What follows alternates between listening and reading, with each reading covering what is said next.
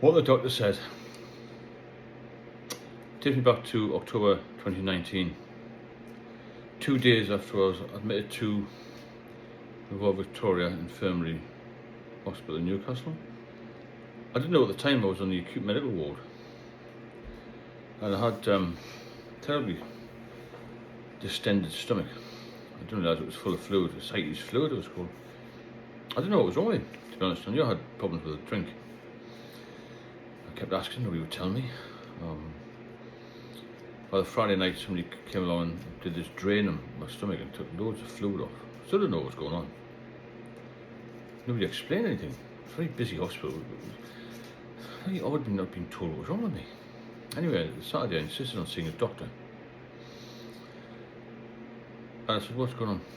And she just matter of factly said, you are seriously ill. You have liver cirrhosis. I thought, wow, emotional, just like emotional hit, massive, incredible, bad news. I thought I was going to die. I said, you seriously have probably 50-50 chance of getting out of here, more or less. Wow, bloody hell. Well, stronger words than that. Started to cry, obviously. My life gone, wasn't it? What a waste. 57 at the time. And the worst feeling was how I'm going to tell people, my family, who would I ring first? Would it be my daughter, who was 25 at the time, and my parents, who were in the late 80s. For both it would be a massive shock. So I laid in bed and the doctor came to me, "Are you alright?" I said, well, yeah, but the news is pretty grim. He said, that's one of those things. We'll do our best and go from there. So eventually put up the courage to ring my daughter, because I knew she'd understand better than the parents. She was emotional, very emotional, so was I. She was very supportive and came up that week and saw me in hospital. She lived in Manchester at the time, still does. And then my parents. My mother was devastated. My dad was basically, you're in the best place, but I could just hear in the background that you could just tell from the voice that they were all devastated. It must be horrendous to, you know, if my daughter had a father in there, emergency hospital with drink problems, and then my parents must be going to lose their son. And it was a hard decision. Who do I tell? I'm going to break the news, you know. Because when you're hit with something like that, I knew I had drink problems, but I didn't know it was that serious. Because I'd been on and off it all my life, really, and I had a good 8-year spell, and I hit it again between 2014 and 2019. Here I am in hospital 2019. And I thought, well, I'm not going to get beat any better. Discharged me from there. I couldn't go back to my own flat. I was ruined that, really. The bathroom floor was gone. There was rats in the flat. I've been living with rats for about a year. No hot water, no cold water, no nothing, anything, no anything. Drinking bottled water and Stella, that's what I lived on, nuts and crisps.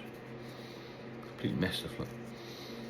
I lived with my parents. Imagine going back with your parents when you're 50 odd in the late 80s. That was stress in itself, but at least I had a stair lift. So I had a little room in the back, and I spent days and days in there, just feeling sorry for myself, really. So wish things had been better, and you know, you go through the past and you think, wow, the regrets I've got, and I've let people down. And then I went back to the Freeman Hospital, which is the liver hospital, and I said, well, the ascites fluid is still building up. Let's try various diuretics tablets to try and get the fluid off, but my liver was so damaged that it shrunk. And I didn't know what to do with me, really. And I was backwards and forwards getting these drains.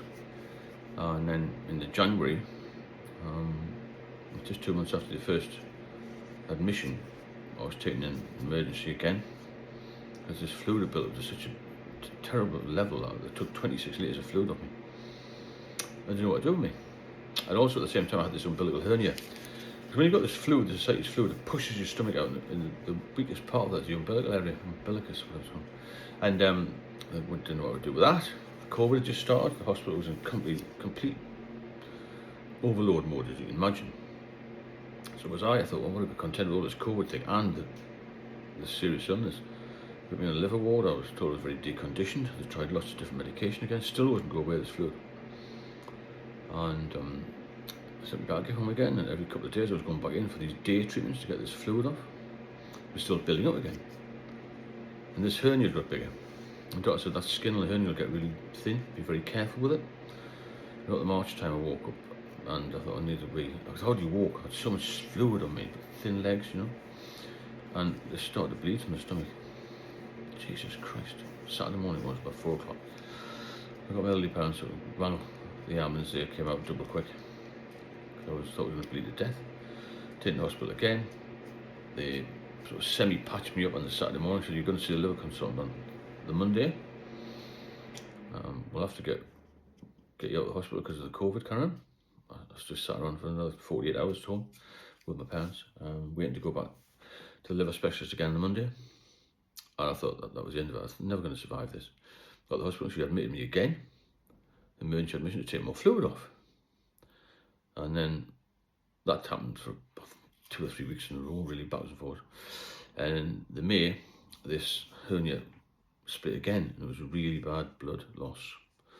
And they put 2 blast bandages on me and rushed me into an emergency hospital, another one called Cramlington, where the surgeons basically said, if we can't stitch this, there's not much we can do. If we can't stop the bleeding, because when the ascites fluid bleeds out, you can get a serious infection which will kill you within 24 hours. That's normally what happens. When the ascites fluid gets out, it'll just kill you. I put 2 blast bandages on me in the ambulance. That didn't work. There's still blood coming out of my umbilical hernia. It was the size of 2 tennis balls, huge, like massive hernia. And by a miracle, they managed to stitch it. They waited for 2 or 3 days to see if that would heal. And it did.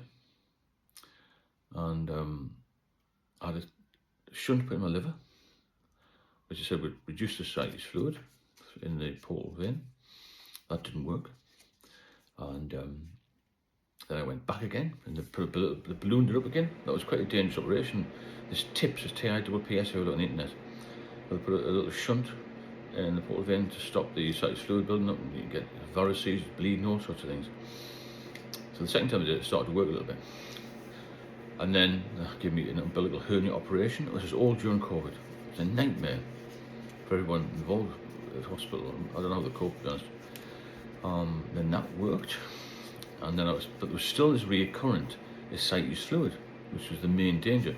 When you get the ascites fluid, it can damage your kidneys as well. I was having constant tests.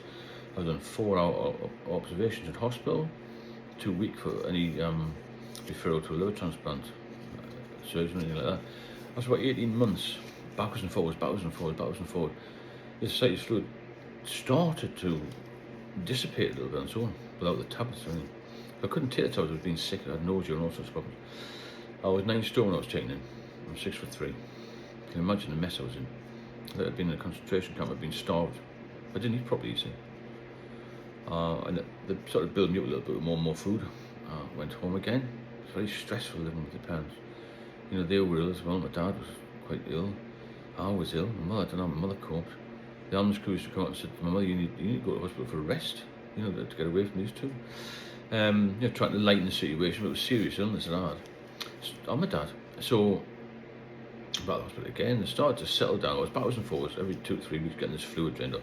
Miraculously, it started to get a little bit better about the March 2021. And sadly, my dad passed away in July 2021. So I thought, I've got to get moving. I've been in a wheelchair for more or less 2.5 years, since 2019. I hadn't walked properly. I couldn't walk. I had swelling in my knees and all sorts.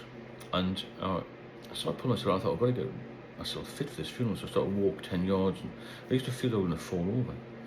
But I never did, because the consultant said, you must do something every day and get stronger. So I did that.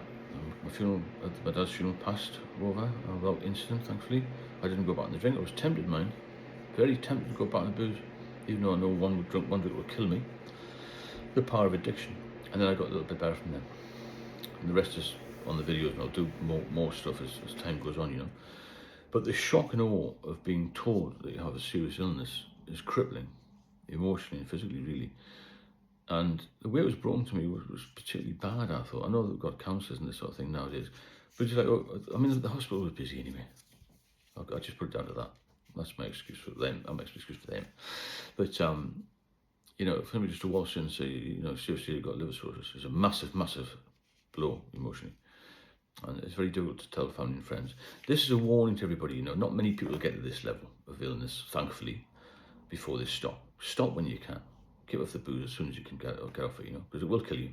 If it doesn't kill you, it'll disable you first. And you won't see many people who are alcohol dependent live past 55. If you're alcohol dependent, you'll die probably 25 years earlier than the general population. That's how bad it is. So if you benefit from these videos, I hope you do. Please like and share them. There's plenty of heavy drinkers out there and people who want to stop. I do one-to-one mentoring support. I'll put the links in the video description. I've got an ebook out as well, and I'll do some lives. I'll be posting the schedule of those very soon. Live, you can come and have a chat. And I'll speak to you all very soon. Have a good weekend.